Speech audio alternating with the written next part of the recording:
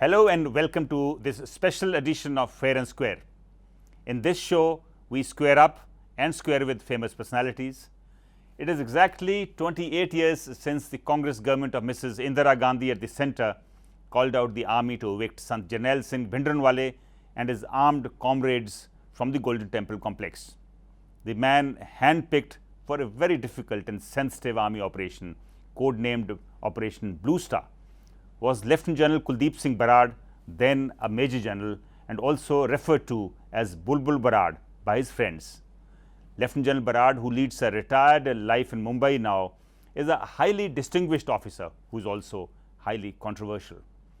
With the benefit of 28 years of hindsight, how does Lieutenant General Brar feel about Operation Blue Star, which led to large-scale bloodshed in the Golden Temple complex? Does he think this bloodshed could have been prevented? Does he have any regrets about the excesses the army committed under his charge? Was he caught between his loyalty and commitment to the army on one hand and his religion as a Sikh who had to literally train his guns at his own countrymen and colleagues on the other? We caught up with Lieutenant General Brar in Mumbai a few days ago to find out. General Brar, thank you very much for talking to us. But tell me, when I sought this interview, why were you reluctant to talk about Operation Blue Star? Each time I come up on the media and speak about Blue Star, I sort of reopen a lot of wounds of many people. So I would rather stay out of the limelight as much as possible. General Brar, you came from a very distinguished military family. Your father, Major General Digambara Singh Brar, he rose to that rank when you didn't have very many people, very many Indians in that rank. So was a military career a natural choice for you? Yeah, it was. We were two brothers. We grew up seeing our father, and we found it was a very honorable profession. And therefore, right from the beginning, from childhood, I was fixed in my mind that this is going to be my profession. So does the tradition continue in the family? No, even unfortunately now? not. I hope Operation Blue Star is not the reason. No, not at all, not at all. Both my sons are in America. One's a lawyer, one's a computer engineer. Their inclinations are totally different. They've inclined to those professions, and it has nothing to do with Blue Star whatsoever. Though you come from a village in Moga, Pato Hira Singh, you later went to the Doon School. How much of religious grounding into Sikhism did you have as a family? No, very little, because from the age of 5 I was in boarding school. I was first in Welham School, then in Doon School. And when you're in boarding school, where's the time to start having a religious background? But I have always respected religion. I've always felt that religion needs to be respected, God needs to be respected. That's it. When you were growing up, did you ever get a chance to go to the Golden Temple, the Harmandir Sahib Amritsar? Oh yeah, of course. Now, talking of the operation, when you were briefed on June 1 on the need for Operation Blue Star and the way it was to be conducted, did the nature, the magnitude of the task kind of hit you, dawn upon you? No, I realized it's going to be a huge operation. It's not going to be easy. A lot of things have to be coordinated. Forces have to be mustered. You've got to work out minutest details to carry out an operation of this nature. And when you picked up the brigade for the operation, 350 Infantry Brigade, what was the consideration? Because you had 2 other infantry brigades. No, I took 2 brigades, one from Meerut, which was 32 Brigade, which had 2 battalions of Sikh troops, and 350 Brigade. And the third one was from 15 Div. I think, as you mentioned in your book, the first time you heard about the impending military action was on May 31, 1984. But there are indications that a decision of sorts had been taken at least a day or 2 before that. Do you think if you had been alerted earlier, you would have got more preparatory time? Well, let me correct you. The first time I got to know about this was not 31st May, it was 1st June. On 31st night, all that I was told was that next morning I'm required in Chandi Mandir for a briefing. General Brar, apparently during the operation and before the operation, you took a lot of precautions. You even had the firefighters on standby should there be an incident of fire. Where do you think, as the operation progressed, things started going wrong, as one would say? No, one took all the precautions, as you rightly say. We had firefighters, we had everything. The initial phase was to put our commandos through the Sarovar into Harminder Sahib to get Harminder Sahib intact, because there was a great fear that the militants would try to blow up Harminder Sahib and put the blame on the army, and that would be terrible. But as soon as they entered the complex of the Golden Temple, they came under such heavy fire that there was no question of going into the Sarovar and going towards Harminder Sahib. And that's when we realized that plans have to be modified. So was this operation that you just talked about, the plan to secure the Harminder Sahib, a part of Operation Blue Star? Yeah, you can call it Op Metal. It's a part of Operation Blue Star. The idea was to secure Harminder Sahib intact with no damage to Harminder Sahib, and to make sure that the militants don't take advantage of or don't decide to blow up Harminder Sahib. I know you have gone into great detail about it in your book, but can you briefly for our viewers talk about how the operation was launched and how it progressed? Sometime in the afternoon of the 3rd, we set up a cordon around the Golden Temple. We had to cordon the Golden Temple to make sure that we restrict people from coming in. Now we also got to know that there were about 17 buildings on the periphery of the Golden Temple which were occupied by militants. They had thrown out the civilians, the shopkeepers and the residents there, and they had occupied these buildings and fortified them. At the same time, we realized that two 18th century bungas standing high up in the sky were a source of danger, because they were fortified. We could see machine guns on top, we could see the sandbags, and the observation from those two bungas was so great that every bit of movement would be seen by them, and they could open up fire. So were these bungas overseeing even your tactical headquarters? They were overseeing everything, all for miles, not only meters but miles. I mean, they were huge, and they had a tremendous observation. So they had to be knocked out. The buildings which had been occupied on the periphery had to be captured and the militants removed from them. Only then would this operation be able to commence. So all these actions were taking place on the 5th. Then the idea was to wait till around about 9 o'clock before starting the operation, so that it's dark enough. But we tried to avoid starting the operation altogether. The idea was, if they can still be convinced to surrender, the militants who are inside, and if they are not prepared to surrender, if they are prepared to at least allow the pilgrims who are inside to come out, it would be better. So we, on loudspeakers, kept giving them a whole lot of notices that please surrender. Did a lot of people come out on your announcements? No, only 3 or 4 very old, sick people, extremely sick and extremely old, I think in the 80s, came out. Could it be that the people inside could not hear your announcements? That's what a lot of people later told me. No, the announcements were loud and clear, because there were my troops on all sides of the Golden Temple. They all heard the announcements. I mean, we wanted the worshippers to come out, but the militants weren't allowing them to come out. So what was the DR of the operation? So we kept postponing this. It was supposed to start at about 7, then we made it 8. We said, give them more time to come out. From 8 we made it 9. We said, let's give them again some more time to come out. I must tell you that earlier on in the day, we even sent one of the intelligence personnel inside with a message for Longowal and Tora and Bhindranwale's aide, to say that please surrender, we don't want bloodshed here. That fellow never came out either.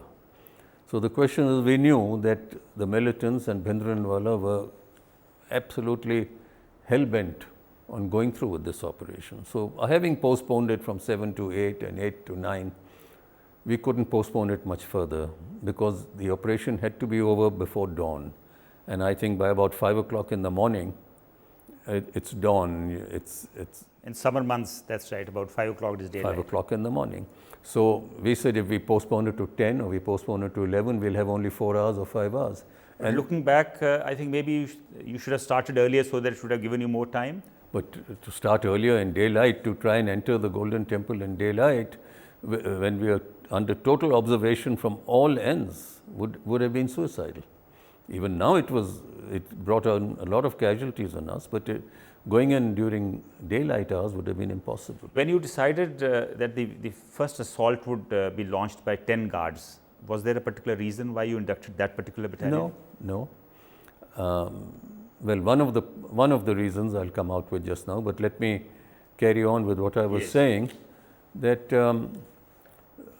why do I speak about dawn? Because by dawn, all the villagers would be awake, the news would spread all over in the hinterland to say that the Golden Temple is under siege, the Golden Temple has been attacked, and we would have people coming in thousands with spears, guns, etc., the Sikhs marching in towards Golden Temple to come and protect their holy shrine. Now it would be a very difficult situation that we have not ended with our operation and we suddenly find all these people coming in. Now how do we deal with them? So the question was that we must finish off with this operation before first light. First light is dawn. Now the second question that you asked me was, what did you ask me? Why 10 guards to start the assault? It was a coincidence that on the morning of the 5th, I decided to address all the troops that are going into the operation. There were a few battalions. So I started very early in the morning, around about 5 o'clock, went to the 1st battalion. No one till then knew what was happening, that we are going in for an operation, that we are going to go into the Golden Temple. So I addressed the 1st battalion and I said to them, I said, if there's anyone, this is why we are going in. The Golden Temple has been besieged with armed militants and we have to evict them and cleanse up this temple. So we are going in tonight. But if there's anyone amongst you who has very strong religious feelings and doesn't wish to go in for whatever reason, don't worry, no action will be taken against you. Just raise your hand and step aside and I shall give instructions to your commanding officer that there will be no action against you. One young Sikh officer got up and he raised his hand. I said, don't worry, son, you don't have to go in. You have such strong religious feelings, there will be no action taken against you. He said, sir, you got me wrong. It's not that I don't want to go in, I want to be the first one to go in. I want to be the first one to get to Akal Takht and get Bhindranwale, because what he has done to the holy shrine is unforgivable. I want to be the first one in. So I said, you're a brave man. I told his commanding officer, he'll be the first one to enter. So he's from the 10 guards? He was from 10 guards with his platoon, a Sikh officer called Jasbir Singh Raina. And I told the brigade commander that 1st guards will be the first one to enter. And 10 guards? 10 guards will be the first one to enter. And I told the CO, his platoon will be the first one to enter. And as Providence would have it, he was the first to enter. But the moment they entered from the front entrance, they came under such heavy fire that they were literally pinned down on the parikrama. But this young, brave soldier carried on crawling towards the Akal Takht. He was bleeding away. Both his legs had been blown off, shattered. His commanding officer, Israr Khan, was telling me, sir, he needs to be evacuated. I said, evacuate him immediately. I have an ambulance waiting for him. Then after some time, he said, he's refusing to be evacuated. He said, I'm not going to stop till I reach the Akal Takht. I said, forcibly lift him and bring him out. He was brought out. We sent him on a stretcher in the ambulance to the hospital. His legs were amputated. Much later, when I got him the award of the Ashoka Chakra, he went into Rashtrapati Bhavan on a wheelchair without his legs. Is this the officer who had gone into the Golden Temple a day or two before the operation to gather some intelligence? Yeah, he did. And he came out, but he said that he was being watched so carefully that he was hardly able to move around there. There were eyes on him and there was suspicion on him, so he came out. It was that same morning. So you were mentioning about how the operation started from the clock tower side, the Ghantaghar side. What about the operation from the other two sides? From the other two sides was also simultaneous. The only thing is they were to come onto the parikrama and start clearing all the rooms on the ground floor and on the first floor around the parikrama. Like the 10 guards were also to clear all the rooms, and from both directions to converge towards the Akal Takht. And as they close into Akal Takht, to take action there. At the same time, a group of commandos were to move stealthily towards the Akal Takht. They came under very heavy fire. What time would this be? This would be around about between 10 o'clock and 11 o'clock or so. They came under very heavy fire. They closed into the Akal Takht, but that area between Akal Takht and Darshini Deori, that was like a killing ground, and our chaps were dying like flies there. We had a plan to lob stun grenades inside. These are grenades which don't kill, but would blind people, would give them nausea, would give them headache, would remove their thinking power and perhaps get them to surrender. But there was no place through which these grenades could enter the building, because everything was blocked with sandbags, and they would bounce on the wall and bounce back onto the parikrama, and the effect, instead of going into the Akal Takht, was coming onto the troops who were lobbing these grenades. So we had to abandon that idea. So what time did you think that the original plans were going awry, were going wrong? Right from the beginning, from the time. Firstly, we never thought that they were so heavily entrenched inside, and they had such a heavy volume of fire, and we thought that we would be able to, from two directions, get towards the Akal Takht, but it wasn't to happen. So therefore, the operation was slowed down, and it was now getting around late at night, and they were not giving in. Firing was carrying on. That's the time we decided to send an APC in with some commandos. What time would that be? That must have been round about 2 o'clock or so, between 1 and 2. And the commandos. And you were directly directing the operation, or was it the brigade commander? No, I was giving the brigade commander instructions what to do. And General Sundarji was also in the tactical headquarters? Yeah. So not in my tactical headquarters, he had a separate tactical headquarters. So how much of the operation, General Brar, was yours, and how much of it was General Sundarji's? I made the plans. General Sundarji approved them. Where they needed to be modified, he modified them. Where I needed additional resources, I asked him for additional resources, such as I needed some para-commandos, I needed these stun grenades. Any point of difference between the two of you? No point of difference. So we were talking about the APC, which was brought in about 2 o'clock. So the APC, as it was heading towards the Akal Takht, it was shot up by a rocket launcher. The commandos jumped out and they closed into the Akal Takht, but they couldn't get into the Akal Takht. But slowly they were inching their way forward. Now at that stage, we decided the only other alternative is to try and blind those people in the Akal Takht, so that our commandos can close in without any further casualties. And it was decided to bring a tank in from the entrance to.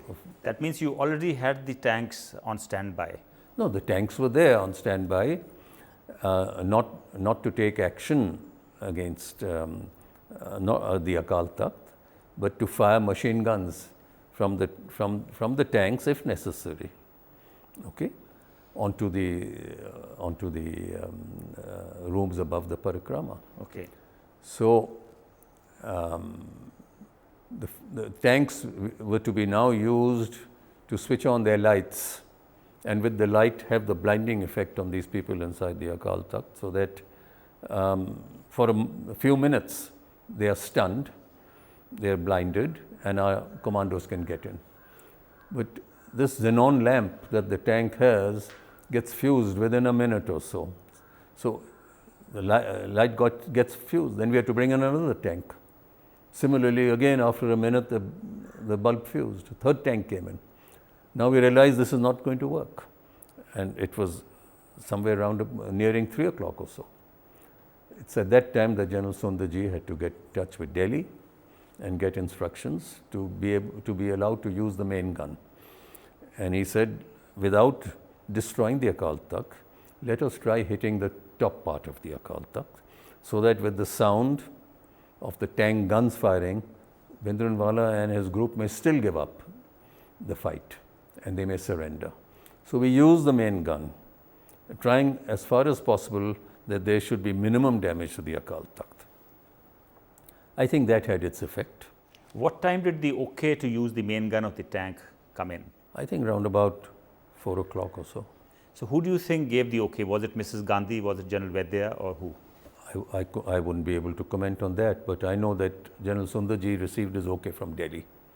And I would think he would be in touch with General Vaidya, and General Vaidya would be in touch with the Prime Minister. And the okay came in, and I was told that you can use the main gun now. General Brar, how many rounds of the main gun of the tank were fired? I think about 20 odd rounds. Don't you think firing 20 rounds at a structure like the Akal Takht is a bit too much? Well, if 5 rounds don't have any effect, then you fire 10. If 10 rounds don't have any effect, you fire more. So when did you realize that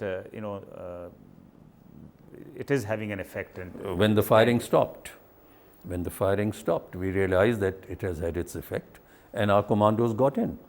Our commandos got in that time. And by about just before dawn, it was now evident, because there was silence, and there some militants tried to escape from the Akal Takht. They tried to break out of there. And even from the Parikrama, some militants tried to escape. So when there was a sudden rush out from the Akal Takht, we felt that something has happened. What time would this be? This would be round about 5 o'clock in the morning or so.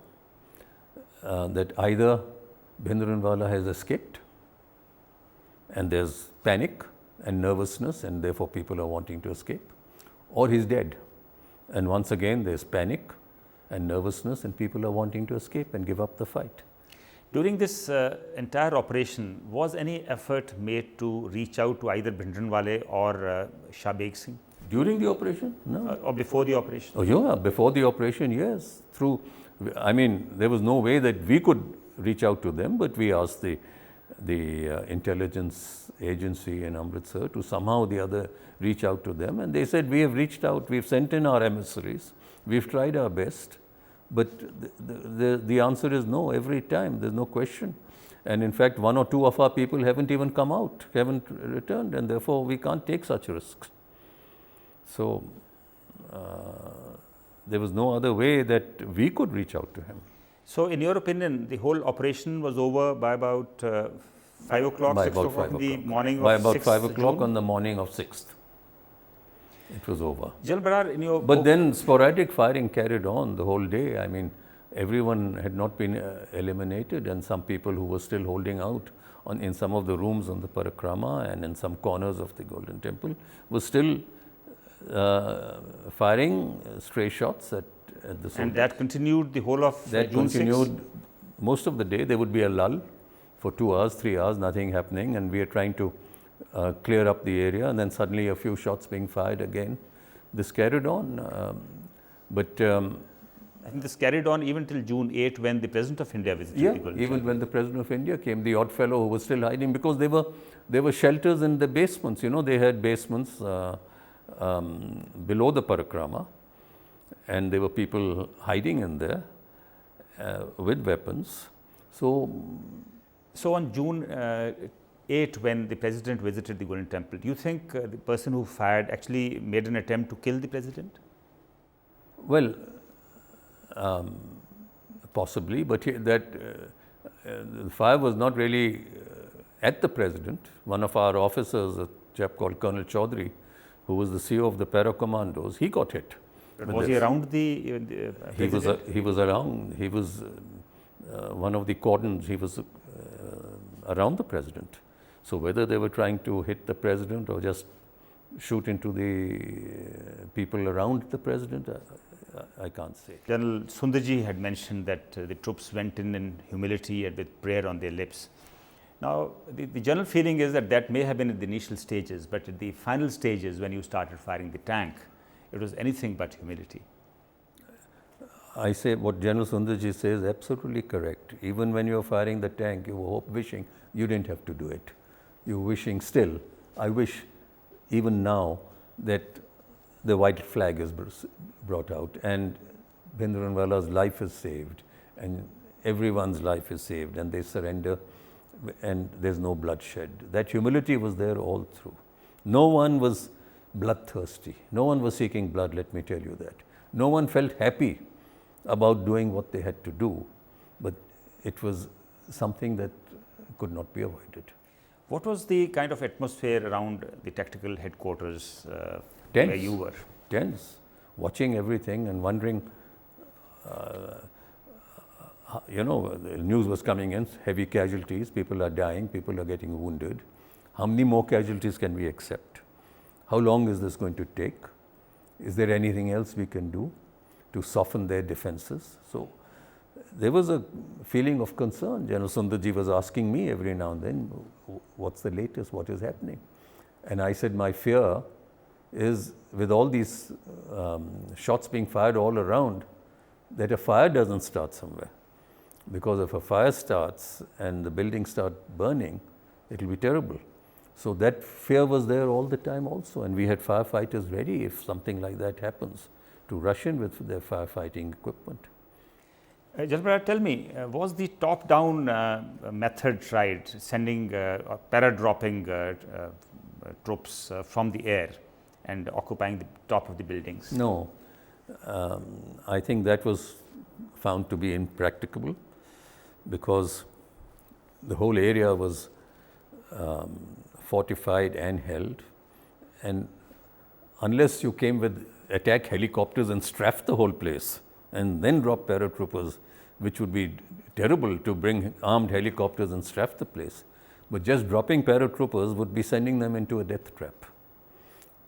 Very few would land actually inside the Golden Temple. They'd be shot before they landed, and they'd be shot before they could get out of their parachutes. So it was something which was totally impossible. General Brar, is it true that some people actually surrendered on the morning of June 6 after the firing had stopped? Yeah, after the firing stopped, and there was a rush out from the Akal Takht and other places, people trying to escape.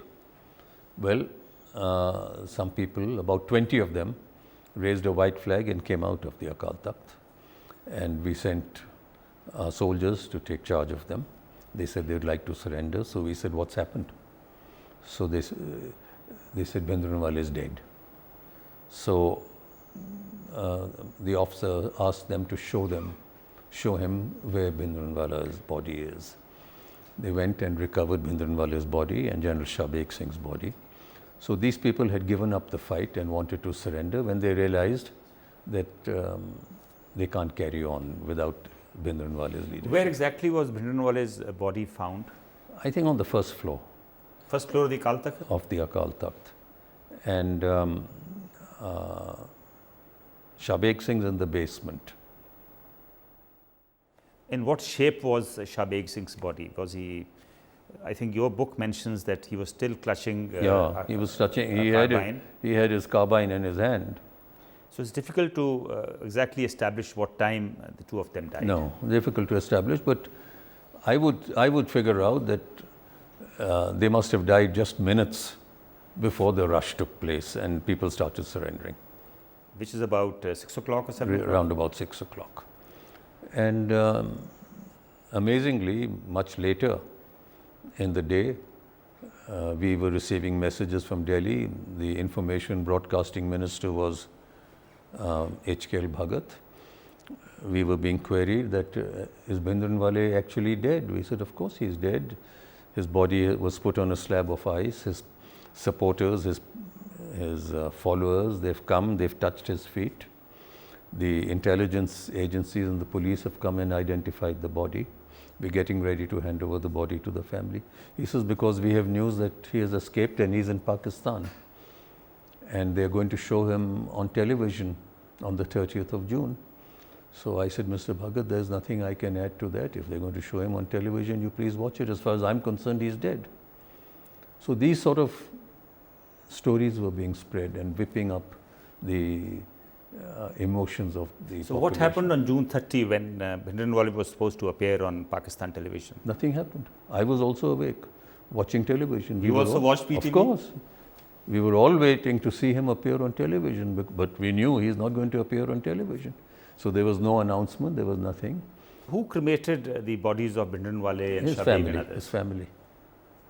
His family. They But I thought the army had arranged it. We arranged, we handed over the body to the family and we gave them all the help that they needed, but they did the cremation. With the benefit of hindsight, would it not have been better if you had used more Sikh battalions, more Sikh troops in storming of the operation, because they would have known the inside of the Golden Temple better? Well, I don't know how much time was available to do all this, you know. As far as my division is concerned, I had 2 Sikh battalions. I used both of them. But I don't think they were part of the assaulting troops. Of course they were. They were very much part of the assaulting troops. So, and desertions took place later on, but not one soldier from my division deserted because they saw everything that was happening. They realized that this was necessary. You also mentioned in your book that very scant information, very little information was available about the weapons inside and the kind of fortification build up inside. The police gave us no information at all. They told us there are about 500 to 600 people inside, and there may be about 500 weapons of World War II vintage, some 12 bore guns, 303 rifles, this, that and the other. But General Brar, the police say that they had very pinpointed information.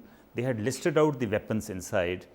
Could it not be that either the army didn't believe this or thought the police was mixed up too? The police had no information. Police had no information at all, let me tell you.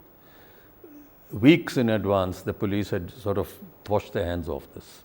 They were mortally scared. When DIG was killed inside the Golden Temple and thrown outside into the gutters, they realized that they better keep away from this. They knew weapons were coming in the Car Seva trucks. The trucks which are bringing in grain, etc. They knew all this was happening. They didn't stop it. They didn't take any action to stop it. They knew all these houses outside the Golden Temple had been taken over by militants. They didn't take any action to remove the militants from there. They just watched quietly. They didn't do anything. They were ineffective, totally ineffective. Lieutenant General S.K. Sinha, the former Western Army commander, he had once mentioned that when he was the Western Army commander, he had laid down a procedure to carry out an operation in a religious place, particularly the Gurdwara. This is after the experience of the Mehta Chowk Gurdwara. Did you have a look at the laid down procedure of General Sinha, or was this shown to you, made available to you? No, the first time I'm hearing of such a thing. And what are those, if for my good information? Since these people claim to be deeply religious, the people inside who are armed, possibly if they were made to surrender their weapons before the Guru Granth Sahib and not the army, they may have agreed. Do you think they were religious, those who were inside? Because if they were religious, would they have been living on the first floor of the Akal Takht? They at least claimed they were religious. Would they be living on the first floor of the Akal Takht when the Granth Sahib is brought in every evening from the Harmandir Sahib and kept in the basement? Would they be living on top and carrying out ablutions, etc. on top? Would they be fortifying the Golden Temple? Would they be having a grenade making factory in the Golden Temple? Would they be having explosives inside the Golden Temple if they were religious? I think they should be having Kada Prasad and all there, not explosives and grenades. So you don't think this kind of an operation or this kind of an effort would have worked? No, definitely not. We would have been under siege. When people say, why didn't you carry out a siege? If we had carried out a siege, in the next 24 hours, we would have been under siege. They would have been all around us. Then what do we do? Do we look towards the Golden Temple or do we look outside? How did these reports circulate and float around that the army had carried out some kind of a rehearsal in Chakrata or in Sarsawa? No. What I was told much later is that the Force 22, whatever it is, Establishment 22, Special Frontier Force, initially the government felt that if such a thing happens, they are going to give them this task to carry out. And that they made some models and they rehearsed it and they made some plans, and then it was discussed and decided that they were incapable of doing it. The army had nothing to do with it and didn't even know about it. So in that case, don't you think possibly if more para-commando battalions, more SSF were actually involved, it may have helped? We found that there was no difference between SFF and normal infantry when you're carrying out these type of ground operations. Every infantry battalion has got commandos, commando units. They're equally trained. SFF are trained for more clandestine type of operations. So we did have some SFF, but what were they able to do? They weren't able to. We wanted them to get into the Harmandir Sahib and safeguard Harmandir Sahib. We wanted them to get into Akal Takht. They weren't able to do it. So they were no better than our normal infantry. On the date of the operation, apparently the operation was launched on the night of June 5 and finished early morning on June 6. Of course, you've written about it in your book also, but don't you think, again with the benefit of hindsight, if the whole operation had been delayed by about 2 to 3 days, not much difference would have come about, but a lot of pilgrims' lives could have been saved?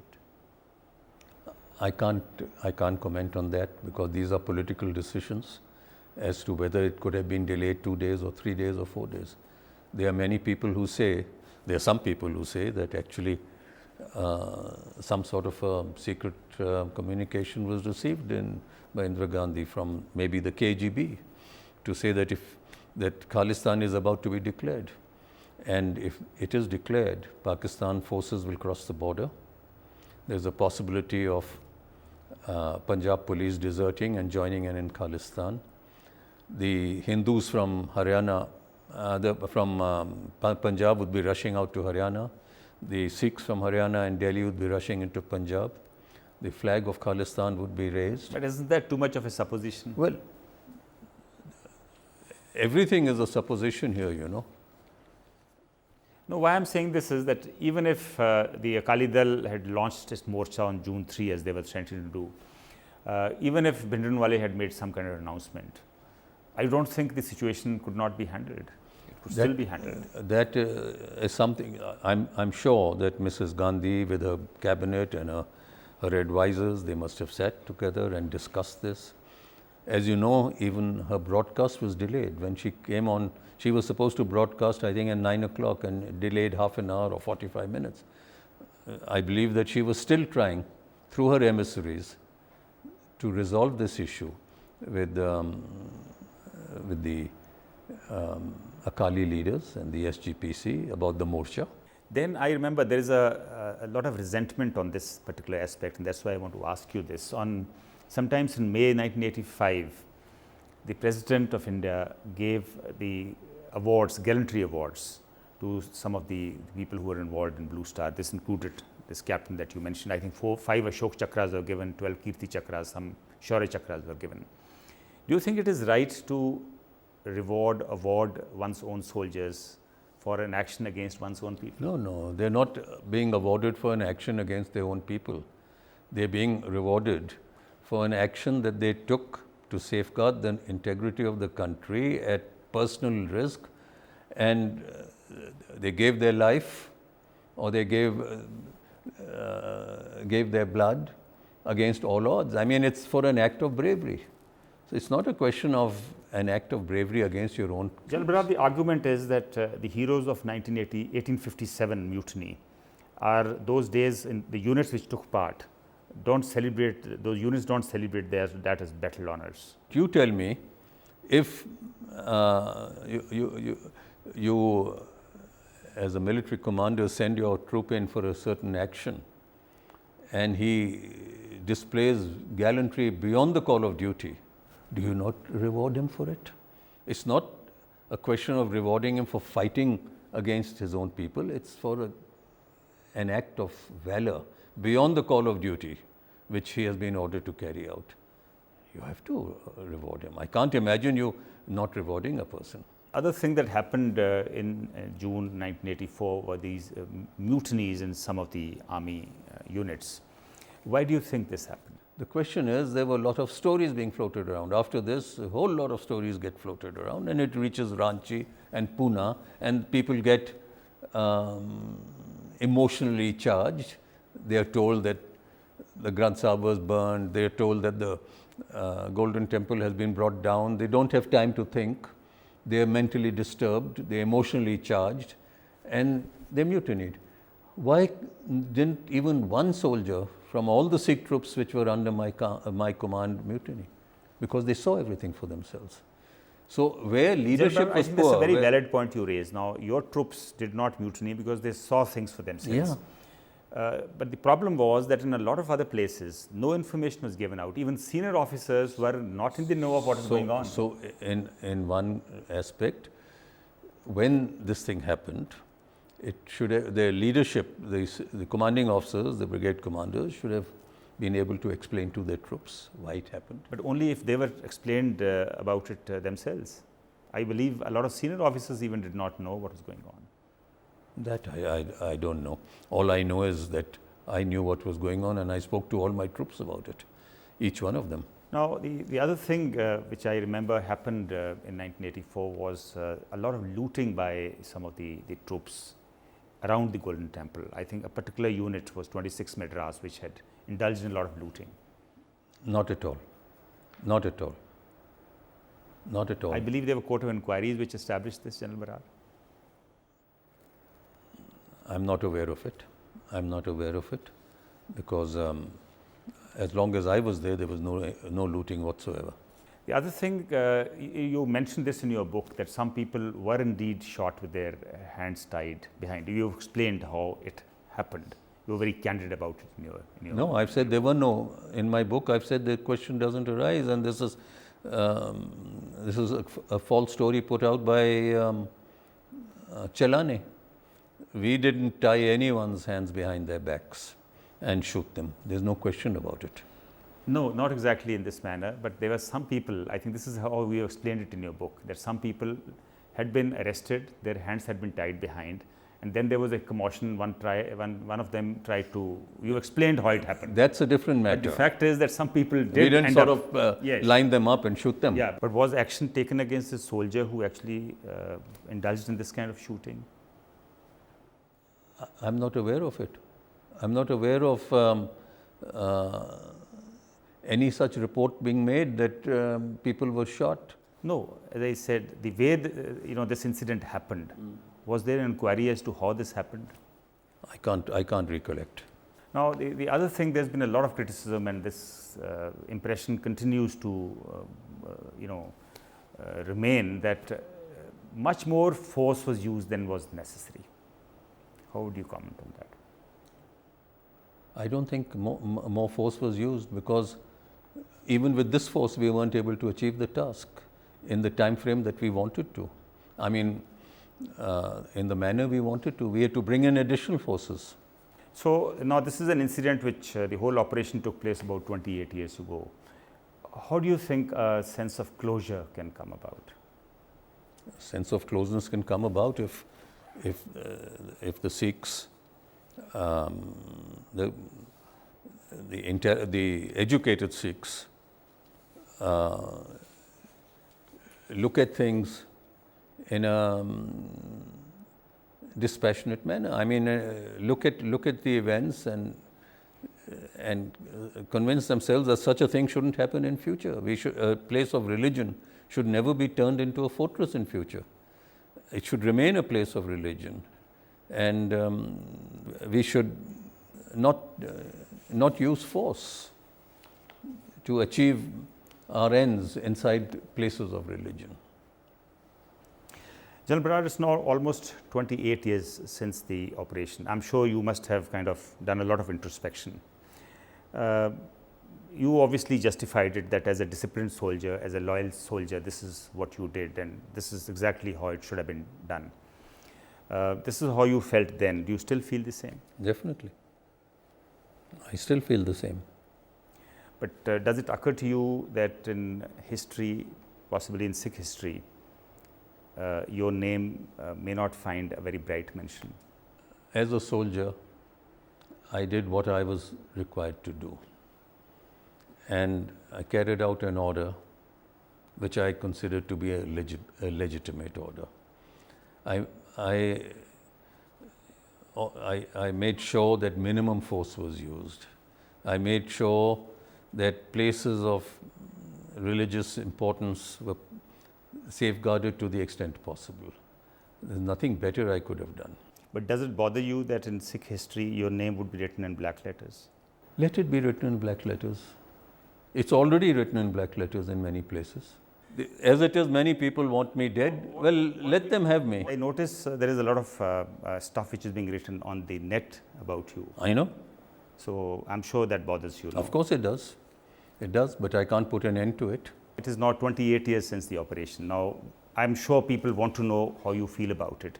People would want to know that today, do you regret what you did, or you still justify what you did? Listen, I have always regretted that it had to be done. I regretted that the situation developed the way it developed. I wish he had seen reason and come out of the Golden Temple. I wish he had not preached violence. I wish he had not disfigured the Golden Temple. I wish he had not treated religion the way it should be treated inside a place of worship. I wish so. And I wish a task of this nature could have been avoided. But I do not, there's nothing more I can say beyond that. Is it true that one of your relatives who lives in Canada initially was very upset after the operation? London. Yeah. Yeah. And later, after he heard you out, his views changed? My mother's brother, my mama, he lived in London. How many times I stayed with him. He was a happy-go-lucky chap. We used to go to the pubs, we used to have a drink there, he used to go out boating. And when this operation took place, overnight he started Japji Sahab and going to South Block and growing his beard and became suddenly very religious. He felt that this had been an attack on his religion, and he openly said it. He sent word to my parents and to all our relations that I won't spare this fellow, I will kill him. I don't need the Sikh militants to kill him, I'll kill him. And we didn't speak to each other for years and years and years. And he would come to Chandigarh and I wouldn't see him and he wouldn't see me. Did his views change later? Later, he was suffering from cancer and he was lying in hospital in London. So I felt I should see him in hospital. So I went in and I held his hand and I said, Bunty, I'm very sad. I hope you get okay. And tears were coming down his eyes, right down his cheeks. He held my hand and he said, I'm sorry. I'm sorry. It's my mistake. Anyway, I left the hospital and a few days later he died. Then there was another person in Canada, I believe, who was very critical of you, and later he helped you translate the book? No, he wrote me a letter. He said, I was very critical of you and of the operation from whatever I had heard. A very educated man. He said, but after having read your book and after having spoken to many people who know the true facts of the whole thing, I feel I now respect you. You did a job which you had to do. And you didn't destroy the temple, you cleansed up the temple from the evil that was inside there. And I have all respect for you. Did you, towards the end of General Sundarji's life, get to meet him and discuss the operation? So many times we discussed the operation. And towards the end of his life, when he was dying, I went to Delhi. I met him in R&R hospital. I went for his cremation. I had great regard for that gentleman. I think he was a great soldier, a visionary. We have very few today in the army of his caliber. I have a great respect for him. Did you ever discuss the operation with your parents, with your father, who was No, himself a military officer? No. There was nothing to discuss with him, nor did he want to discuss the operation. He knew that I'm carrying out a duty which I have to carry out. General Brar, have you visited the Golden Temple after No. June 84? No, No desire to? no. Why is that? Because I don't want to be reminded of the event. How did the operation change your life? We all know, unfortunately, that you are a marked man. Yeah. It has changed my life. It's put my family in danger. It's put me in danger. We aren't able to lead a normal life. And with all these things coming out now on YouTube and Facebook and Google and all these groups which are coming out with fresh stories about how all sorts of untruths and all sorts of malicious facts about me. There is a mention that you've written a fresh book. Yeah. There's obviously a mention in Google. There's a forum called Sikh Sangat or something, and if you go to Google and you type my name in, and you'll find amongst the various articles there, this is one. It says Sakka Neela Tara, and it says one fellow. It's a discussion forum, and he says General Brar has now written a book, Sakka Neela Tara, in which he has come out with new facts. He's shown his repentance. He's dying of cancer. His son has already died. He has, in his book, said that 57,000 army soldiers were killed in the operation. And he says something like 75,000 army soldiers took part in the operation. He says... How has all that come about? I don't know. And in this discussion forum, someone is asking him that it's very difficult for us to believe it because it's totally opposite to what he has said in his book. He says, no, this is what is. And another person says, yes, I don't believe this story. Chap says, yeah, the book came on the shelf, but after 1 week it has been removed from the shelf.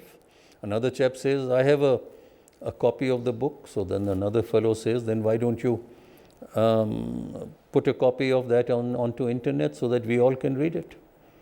So someone is, this is malicious mischief directed against me and brought onto the internet. Does it ever occur to you that, or you wish that this chapter had not taken place in your life? Obviously, I wish I didn't ever have to be a part of this. I wish I didn't have to be a part of it, because after all, it's not a pleasant thing. I would rather go into war with my soldiers. I went into 71 war. I was awarded the Veer Chakra for gallantry there in the face of the enemy. It's much more honorable than having to take part in an operation of this nature. Right. Thank you, General Brar. Thank you very much for sparing time and talking. Thank you. Thank you. That was retired Lieutenant General Kuldeep Singh Brar speaking about Operation Blue Star. Even after 28 years, he is convinced that he did what the call of duty required him to do. Through this interview, we have tried to clear some of the doubts which have persisted since then. Will there be a sense of closure on the issue? What would that closure be? How would Sikh history judge him? We'll leave that to posterity to decide. Please send us your feedback and thank you for watching. ਖਬਰਾਂ ਦੀ ਦੁਨੀਆ ਵਿੱਚ ਆਓ, ਸਾਡੇ ਨਾਲ ਕਦੇ ਵੀ ਤੇ ਕਿਤੋਂ ਵੀ ਜੁੜੋ। ਆਪਾਂ ਮਿਲਾਂਗੇ ਫੇਸਬੁੱਕ ਤੇ, ਅਸੀਂ ਦਿਖਾਂਗੇ YouTube ਤੇ, ਸਾਨੂੰ ਫੋਲੋ ਕਰੋ ਟਵਿੱਟਰ ਤੇ। ਖਬਰਾਂ ਨਾਲ ਜੁੜੇ ਰਹੋ ਦਿਨ ਰਾਤ।